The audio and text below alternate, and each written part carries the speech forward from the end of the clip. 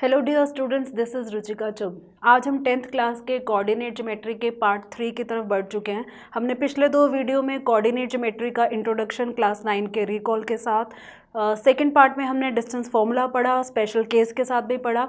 आज हम distance formula को एक बार फिर से पढ़ेंगे और इस बार हम इसके डिफरेंट क्वेश्चंस को डील करेंगे।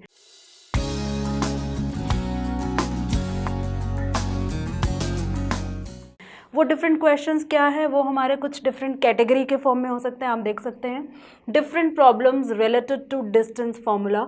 अब ये जो प्रॉब्लम्स हैं, जो क्वेश्चन है, हो सकते हैं they are based on collinearity of points. Collinearity of points का मतलब हमारे जो पॉइंट्स हैं वो 2 से ज़्यादा हैं, वो सारे पॉइंट कोलिनियर है, मतलब एक ही लाइन के ऊपर लाई कर रहे हैं। अगर मैं 3 पॉइंट का एग्जाम्पल लूँ, point A, point B, point C, A B C, तो हम कब कह सकते हैं कि ये तीनों पॉइंट कोलिनियर है? आपको डेफिनेशन मालूम होगी, पिछली क्लास में हमने पढ़ा हुआ है। The point which lie on a same line are known as collinear points. लेकिन अगर डिस्टेंस फॉर्मूला की बात करें तो यहाँ पे कोलिनियरिटी का मतलब क्या है? यहाँ कोलिनियरिटी का मतलब ये है कि हम ए और बी जो पॉइंट है इसके बीच का डिस्टेंस निकाल सकते हैं, बी एंड सी जो पॉइंट है इनके बीच का डिस्टेंस निकाल सकते हैं, और ए और जो सी पॉइंट है इनके बीच का भी डिस्टेंस निकाल सकते हैं। तो हमारे पास 3 डिस्टेंसेस आ जाएंगे, ए बी सी एंड ए सी। और अगर ये कोलिनियर होंगे तो डेफिनेटली हम यहाँ बोल सकते हैं A B plus B C किसके इक्वल होना चाहिए? ए सी के इक्वल होना चाहिए। तो अगर आपको 3 पॉइंट दे दिए जाते हैं और उसकी आपको कोलिनियरिटी चेक करनी है तो हम क्या करेंगे, उनके बीच के डिस्टेंसेस निकालेंगे पेयर के साथ, ए का बी के साथ, बी का सी के साथ, ए का सी के साथ, और ये रिलेशन को चेक करेंगे। अगर ये सेटिस्फाई हो जाता है तो हम बोलेंगे वो पॉइंट्स कोलिनियर हैं, अदरवाइज नहीं है। तो इस तरह से क्वेश्चन आ सकते हैं जिसको हम इस कंसेप्ट के साथ सॉल्व कर सकते हैं डिस्टेंस फॉर्मूला को यूज़ करके। अगला हमारा जो प्रॉब्लम हो सकता है, problem based on equi distant point. Equi distant point का मतलब क्या है? सपोज मेरे पास 2 पॉइंट है P एंड Q, यहाँ पर एक पॉइंट है R, और ये जो R पॉइंट है ये P से भी उतना ही दूर है जितना ये Q से दूर है। तो ये कंसेप्ट कैसे लगेगा, हमें कैसे बता सकते हैं कि हमें आर के कोऑर्डिनेट है जो पी और क्यू के साथ अगर हम कंपेयर करें डिस्टेंसेस के साथ वो इक्वी डिस्टेंट है। तो इक्वी डिस्टेंट में हम क्या करेंगे, कंसेप्ट लगाएंगे, पी और आर के जो कोऑर्डिनेट है वहाँ से पी आर निकल जाएगा, आर एंड क्यू के जो कोऑर्डिनेट है वो हमारा आर क्यू निकल जाएगा, और पी आर और आर क्यू निकलने के बाद अगर वो इक्वल आ जाते हैं डिस्टेंसेस तो हम सिंपली बोल सकते हैं कि जो आर पॉइंट है वो पी एंड क्यू से इक्वी डिस्टेंट है। मतलब डिस्टेंस फॉर्मूला लगा के डिस्टेंस निकालने के बाद हम उसको इक्वेट करेंगे, अगर वो इक्वल आ गए तो बोल सकते हैं कि ये हमारा इक्वी डिस्टेंस है, अदरवाइज ये इक्वी डिस्टेंट नहीं है। सिंपल है काफ़ी ये। नेक्स्ट क्वेश्चन थोड़ा सा ट्रिकी है। नेक्स्ट जो हमारा केस आता है, problem based on geometrical figures. अब ज्योमेट्रिकल फिगर्स आपने पढ़ी है, अगर हम बिगिनिंग से स्टार्ट करें तो वो ट्राइंगल हो सकता है। अगर वो ट्राइंगल है तो ट्राइंगल के केस में जब हम तीनों साइड निकालेंगे तो हम कैसे बता सकते हैं वो तीनों साइड निकलने के बाद ट्राइंगल बनेगी या नहीं बनेगी? छोटी क्लास में हमने पढ़ा है ट्राइंगल की साइड्स के बारे में। एक ट्राइंगल तभी पॉसिबल होता है 3 साइड के साथ जब 2 साइड का सम तीसरी साइड से ग्रेटर होता है। तो अगर आपको 3 पॉइंट दे दिए जाते हैं ए बी सी, हमें चेक करना है कि ये तीनों पॉइंट एक ट्राइंगल बना रहे हैं या नहीं बना रहे, तो हम क्या करेंगे, तीनों पॉइंट से लेके डिस्टेंसेस निकालेंगे। अगर ए बी सी है तो 3 डिस्टेंसेस बन सकते हैं, ए बी सी ए सी। फिर हम क्या करेंगे, 2 साइड्स को ऐड करेंगे और थर्ड से कंपेयर करेंगे, 3 बार ऐसे कंपेयर करेंगे। अगर ग्रेटर आया तो हम बोल देंगे कि वो ट्राइंगल है। सेकंड केस आता है हमारा क्वाड्रिलेटरल का, और क्वाड्रिलेटरल में सबसे पहले क्या होता है, स्क्वायर होता है। स्क्वायर में आपके 4 वर्टिसेस होते हैं, आपको 4 वर्टिसेस 4 पॉइंट्स दिए जाएंगे, उनके कोऑर्डिनेट दिए जाएंगे। हमें चेक करना है कि वो जो कोऑर्डिनेट्स हैं क्या स्क्वायर बनाते हैं नहीं। तो अगर वो हमारे vertices A B C D की फॉर्म में होते हैं तो हमारी साइड बनेगी A B C C D D A. हम चारों डिस्टेंसेस निकालेंगे, अगर चारों इक्वल आए तो हम वहाँ पे डिक्लेयर कर सकते हैं स्क्वायर। लेकिन स्क्वायर के साथ साथ एक कन्फ्यूजन आ जाता है, वो कन्फ्यूजन क्या है, रोम्बस। अब रोम्बस के भी चारों साइड इक्वल होते हैं, स्क्वायर के भी चारों साइड इक्वल होते हैं, तो कैसे बताएंगे कि वो स्क्वायर है या रोम्बस है? इन दोनों में डिफरेंस क्या है कि स्क्वायर के डायगनल भी इक्वल होते हैं लेकिन रोम्बस के डायगनल इक्वल नहीं होते। तो अगर आपसे पूछा जाए कि ये चारों जो पॉइंट्स हैं इनके आप डिस्टेंसेस निकाल के चेक करो ये कौन सा क्वाड्रिलेटरल है, 4 है तो क्वाड्रिलेटरल बनेगा, इसमें कोई डाउट नहीं है। तो चारों साइड्स इक्वल होने के बाद आप डिक्लेयर नहीं करेंगे स्क्वायर है, आप उसके डायगनल भी निकालेंगे। A B B C C D D A निकाला, उसके साथ A C and B D diagonal भी निकालेंगे। अगर डायगनल इक्वल आ गए तो आप वहाँ पे बोल सकते हो स्क्वायर है, अगर डायगनल इक्वल नहीं आया तो डेफिनेटली किसका केस होगा? रोम्बस का केस होगा।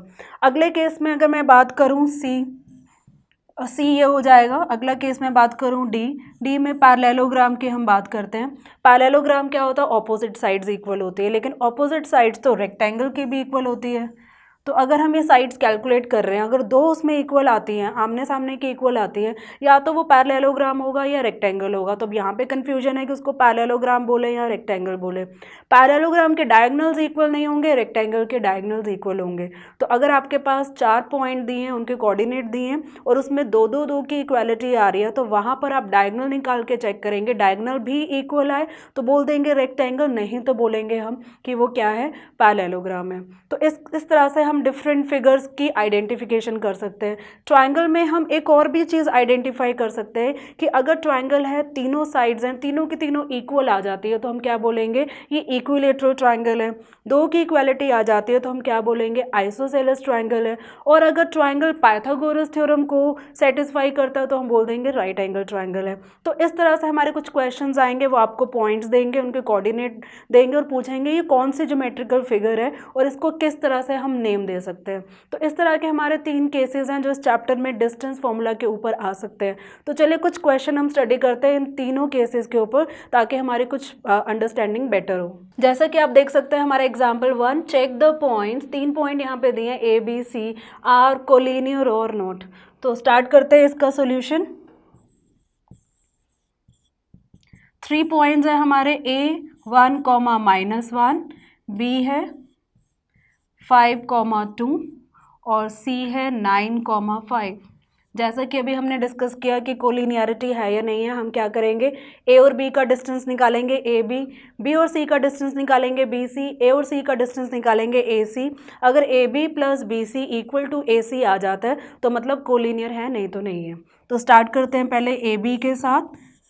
डिस्टेंस फॉर्मूला लगाएंगे, स्क्वायर रूट ए बी के एक्स कोऑर्डिनेट का डिफरेंस 1 और 5 का डिफरेंस होता है 4, हमें स्क्वायर भी करना है, फिर प्लस -1 -2 हो जाएगा -3, -3 का स्क्वायर हो जाएगा 9। ये डायरेक्ट मैंने 9 लिख दिया। तो आगे से अगर मैं सॉल्व करूं तो ये क्या होगा? 4 स्क्वायर हो जाएगा 16 एंड 16 प्लस 9 ये हमें देगा 25 का स्क्वायर रूट, और 25 का स्क्वायर रूट क्या हो जाएगा? 5 यूनिट्स। यहाँ पे कंफ्यूज नहीं होना, 9 नहीं है, 3 स्क्वायर है जिसको डायरेक्ट सॉल्व करके लिखा है। डायरेक्ट कैलकुलेशन लगाइए। अगर आपको कैलकुलेशन में थोड़ा सा प्रॉब्लम आ रही है तो आप हर एक स्टेप को फॉलो करेंगे और शो करेंगे। नेक्स्ट हमें निकालना है बी सी। बी सी के लिए भी सेम हम डिस्टेंस फॉर्मूला लगाएंगे। बी सी के लिए एक्स के कोऑर्डिनेट का डिफरेंस निकाल के स्क्वायर और वाई के कोऑर्डिनेट का डिफरेंस निकाल के स्क्वायर। 5 और 9 का डिफरेंस होगा 4, तो यहाँ हम कर देंगे 4 स्क्वायर प्लस 2 और 5, 2 - 5 हो जाएगा -3, -3 का स्क्वायर हो जाएगा 9। तो ये कितना हुआ? ये भी सेम आ रहा है, 16 प्लस 9 ये हमें देगा 25 स्क्वायर रूट में, जिसकी वैल्यू आ रही है 5 यूनिट्स। ए बी निकाल दिया, बी सी निकाल दिया। नेक्स्ट हम निकालेंगे ए सी।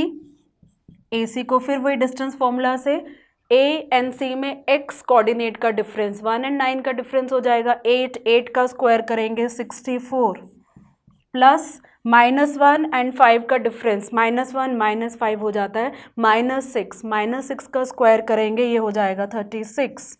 कितना हुआ? 64 प्लस 36 ये हो जाएगा 100 का स्क्वायर रूट निकालें तो ये हो जाएगा 10 यूनिट्स। अब इन सारी वैल्यूज़ को कंपेयर करो तो इजीली बोल सकते हैं A B plus B C is equal to A C. This implies that A B plus B C जो कि 5 है, किसके इक्वल है 10, और 10 किसकी वैल्यू है, ए सी की वैल्यू है। अब हम क्या बोल सकते हैं, therefore A comma B and C are collinear points. तो इस तरह से क्वेश्चन सॉल्व हो सकता है। अगर ये इक्वल नहीं होते तो हम मैसेज पास करेंगे A B C are non collinear points.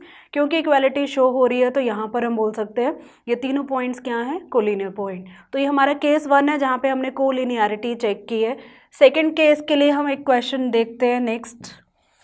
Example 2, find a point on x axis. अब ये एक्स एक्सिस के पॉइंट का मतलब क्या है, जो भी पॉइंट जब एक्स एक्सिस पे आता है उसके जो कोऑर्डिनेट की बात करें, एक्स का तो कोई ना कोई नंबर होगा लेकिन वाई डेफिनेटली क्या होगा, 0 होगा। हमें इस पॉइंट को लोकेट करना है और इस पॉइंट के एक्स और वाई कोऑर्डिनेट नहीं चाहिए क्योंकि वाई तो डेफिनेटली 0 होगा, सिर्फ एक्स कोऑर्डिनेट की वैल्यू चाहिए।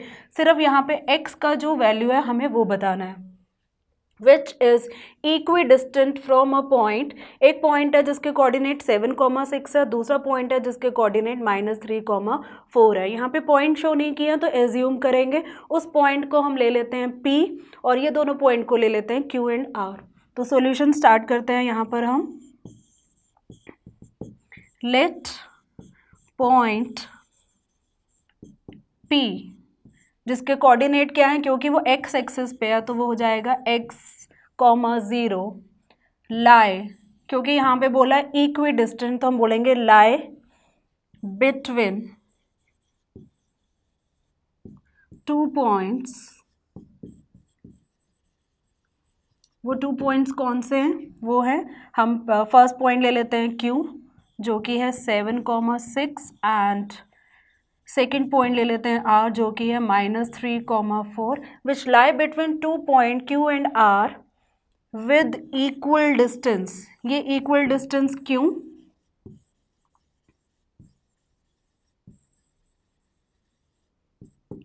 ये इक्वल डिस्टेंस क्यों, क्योंकि हमें बोला गया है कि ये पॉइंट इक्वी डिस्टेंट है।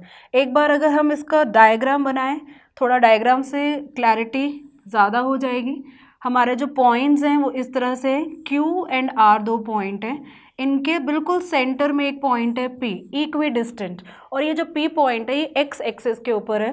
तो इसके कोऑर्डिनेट्स क्या होंगे, इसके कोऑर्डिनेट जो P के हैं वो होंगे x,0 और Q का कोऑर्डिनेट हमने, इसके कोऑर्डिनेट्स हमने क्या लिए हैं 7,6 और R के कोऑर्डिनेट जो क्वेश्चन में है -3,4। तो कैसे निकालेंगे x के वैल्यू, कंसेप्ट को लगा के, डिस्टेंस फॉर्मूला का कंसेप्ट साथ के साथ इन्होंने बोला है इक्वल डिस्टेंस। इक्वल डिस्टेंस का मतलब क्या हुआ, हम ये बोल सकते हैं अकॉर्डिंग टू क्वेश्चन 80Q क्या बोल सकते हैं, PQ इक्वल टू PR, क्योंकि इक्वी डिस्टेंट है तो बोल सकते हैं PQ is equal to PR। अब PQ एंड PR कैसे निकालें, डिस्टेंस फॉर्मूला के साथ निकालेंगे। डिस्टेंस फॉर्मूला में स्क्वायर रूट लगेगा और PQ के लिए इसके कोऑर्डिनेट देखें, पहले x का डिफरेंस और फिर y का डिफरेंस। x का डिफरेंस होगा x-7, डिफरेंस के बाद हम स्क्वायर करते हैं फिर प्लस करते हैं, फिर y का डिफरेंस निकालते हैं, y का डिफरेंस 0 -6 स्क्वायर, ये हो गया PQ। सेम हम PR निकालेंगे स्क्वायर रूट के साथ। PR क्या होगा, x एंड माइनस दोनों x का डिफरेंस निकालेंगे तो ये कितना होगा -3 - x square plus 4 - 0 square. Simple distance formula लगाए। अब आगे सॉल्व करते हैं, दोनों साइड स्क्वायर रूट है तो वो दोनों हमारे कैंसिल हो सकते हैं। आगे चले x-7 होल स्क्वायर है, यहाँ एल्जेब्रिक आइडेंटिटी लगा सकते हैं a - b होल स्क्वायर के, तो ये हो जाएगा x square -2ab means -14x plus b square means 49 plus 0 - 6 होगा -6 स्क्वायर हो जाएगा 36। सेम यहाँ पर भी हम आइडेंटिटी की बात करें, माइनस माइनस दोनों में आ रहा है तो माइनस माइनस कॉमन आ जाएगा, वो माइनस कॉमन स्क्वायर के साथ प्लस हो जाएगा। तो इन दोनों को प्लस मान के हम a + b की होल स्क्वायर की आइडेंटिटी लगा सकते हैं, जो कि क्या होगा a square means 9 plus 2ab means 6x plus x square plus 4 - 0 होगा 4 स्क्वायर हो जाएगा 16। तो यहाँ पे क्या क्या सिंपल हमने सिंप्लीफाई कर रहे हैं, एल्जेब्रिक आइडेंटिटीज लगा रहे हैं, सॉल्व करेंगे, दोनों साइड एक्स स्क्वायर कैंसिल हो जाएगा। अब सारे एक्स टर्म एक साइड ले आते हैं और सारी कांस्टेंट टर्म्स दूसरी साइड ले जाते हैं। -14x यहीं रहेगा, यहाँ से +6x यहाँ आके -6x हो जाएगा, इज इक्वल टू 9 and 16 25 होता है, और यहाँ से कांस्टेंट क्या है 49, उधर जाके -49 और +36 उधर जाके -36। फर्दर इसे सॉल्व करते हैं तो नेक्स्ट हमें क्या मिलेगा, -14x -6x ये हो जाएगा -20x is equal to 25 plus में है और -49 -36 ये दोनों माइनस में हैं, तो पहले माइनस वाले हम कैलकुलेट कर लेते हैं। ये कितना हुआ, 9 and 6 15, 4 5 and 3 8, -85, और -85 जब 25 के साथ कैलकुलेट होगा तो सब्ट्रैक्शन होगा, 0 8 -2 6, बड़ा 85 है तो ये -60 आ जाएगा। तो यहाँ पे हमारा कैलकुलेशन के बाद क्या आया, -60, ये दोनों माइनस माइनस कैंसिल हो जाएंगे, 20 उधर जाके डिवाइड हो जाएगा, जिससे x की वैल्यू क्या होगी 3। तो ये x की वैल्यू 3 हमारा फाइनल आंसर नहीं है, हमें ये बताना है find a point on x axis which is equidistant from the point 7 6 and point -3, 4, तो हमारा आंसर होगा therefore the required point is, इसके कोऑर्डिनेट रखेंगे, x की वैल्यू 3 आ चुकी है और y हमें मालूम है 0। तो ये हमारा इस क्वेश्चन का फाइनल आंसर जो आप ये हाईलाइट करके दिखाएंगे। तो इस क्वेश्चन में हमने क्या किया, केस 2 स्टडी किया, जहाँ पे पॉइंट इक्विडिस्टेंट का कंसेप्ट लगा के, डिस्टेंस फॉर्मूला लगा के हमने क्वेश्चन को सॉल्व किया। चलिए बढ़ते हैं केस 3 की तरफ। Case 3, do the point P जिसके कोऑर्डिनेट है 4, -1, Q जिसके कोऑर्डिनेट है 5, 6 एंड R जिसके कोऑर्डिनेट है 1, 3। क्या ये ट्राइंगल फॉर्म करते हैं या नहीं? अगर करते हैं तो किस टाइप का ट्राइंगल फॉर्म करते हैं? तो ट्राइंगल फॉर्म की हमें जो चेकिंग करनी है वो कैसे करनी है, तीनों पॉइंट के से हम क्या करेंगे, उस ट्राइंगल के तीनों साइड्स निकालेंगे। तीनों साइड ट्राइंगल तभी बनाएंगे जब दो साइड का सम थर्ड से ग्रेटर होगा। अगर ऐसा हो जाता तो ट्राइंगल बनेगा, और ऐसा होने पे वो जो साइड्स हैं उनमें क्या रिलेशन है उससे हम चेक करेंगे कि किस तरह की ट्राइंगल बन रही है। तो स्टार्ट करते हैं इसका सोल्यूशन। हमारे पास 3 पॉइंट है, P 4, -1 सेकेंड पॉइंट है, Q जिसके कोऑर्डिनेट है 5, 6 थर्ड पॉइंट है हमारा, R जिसके कोऑर्डिनेट है 1, 3। तीनों साइड्स निकालेंगे, ट्राइंगल है, या तो PQ होगा या QR होगा या PR होगा। सबसे पहले PQ निकालते हैं। स्क्वायर रूट PQ है तो x का डिफरेंस 4 और 5 का डिफरेंस होता है -1 का स्क्वायर 1 होगा, प्लस करेंगे -1 एंड -6 हो जाएगा, -7 का स्क्वायर होगा 49। तो ये हमारा कितना आया, √50। अब √50 हमें मैथ्स में क्या है, 10th क्लास मैथ्स में टाइम बहुत कम होता है, √50 कैलकुलेट करने बैठेंगे तो बहुत टाइम लग जाएगा। 50 को थोड़ा सा मैं कम करती हूँ 49, तो 49 49 का स्क्वायर रूट क्या होता है 7, तो अप्रॉक्सीमेटली मैं इसको 7 यूनिट लिख देती हूँ। हम ऐसा अप्रॉक्सीमेट वैल्यू दिखा सकते हैं क्योंकि टाइम की कमी है। ये क्वेश्चन हमारा 3 मार्क्स या 2 मार्क्स के लिए आएगा, तो आप वहाँ स्क्वायर रूट निकालने नहीं बैठेंगे, आप सिमिलरली 7 यूनिट, मतलब कि एक शॉर्टकट से हम यहाँ पे आंसर दिखा सकते हैं। नेक्स्ट हम निकालना चाहेंगे QR कैसे निकलेगा, स्क्वायर रूट QR है 5 और 1 का डिफरेंस 4, 4 का स्क्वायर 16, प्लस 6 और 3 का डिफरेंस 3 और 3 का स्क्वायर 9, 16 + 9 हमें देगा √25, और ये होता है 5 यूनिट के इक्वल। नेक्स्ट हमें निकालना है, PQ निकाल दिया, QR निकाल दिया, नेक्स्ट हम निकालेंगे PR मतलब P एंड R, 4 और 1 का डिफरेंस हो गया 3, 3 का स्क्वायर हो गया 9, प्लस -1 और 3 का डिफरेंस हो गया -4, -4 का स्क्वायर हो गया 16, 16 + 9 ये भी हमें √25 दे रहा है, ये 5 यूनिट आ रहा है। अब हमने तीनों साइड्स निकाल दिए, लेकिन हमें कैसे पता लगेगा ट्राइंगल फॉर्म हो रहा है या नहीं? यहाँ पे 3 केसेस बनेंगे हमारे ट्राइंगल की पॉसिबिलिटी को चेक करने के लिए। पहला हम क्या करेंगे, 3 साइड है PQ, QR, PR, तो हम क्या करेंगे, ये दो साइड को ऐड करके चेक करेंगे पी आर के साथ, या फिर पी क्यू के साथ, क्यू आर नहीं मैं पी आर ले लेती हूँ। इसको ऐड करने के बाद चेक करेंगे क्यू आर। पी क्यू को 2 बार ले लिया, अब एक बार जो रह गया है next possibility Q R and P R, इसको चेक करेंगे पी क्यू के साथ। तो चलिए चेक करते हैं, पी क्यू की वैल्यू कितनी है 7, पी क्यू की वैल्यू है 7, जहाँ जहाँ पी क्यू है वहाँ मैं 7 लिख देती हूँ।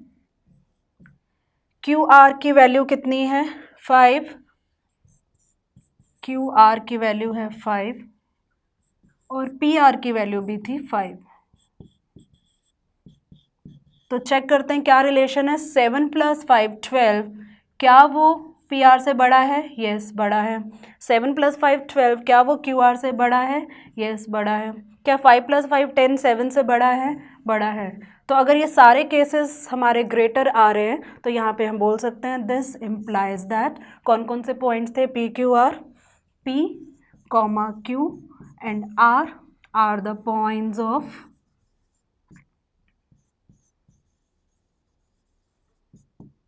Of triangle. तो यहाँ पे हम ये प्रूव कर चुके हैं ट्राइंगल के वो पार्ट हैं, वो पॉइंट्स हैं, मतलब ट्राइंगल फॉर्म करेंगे।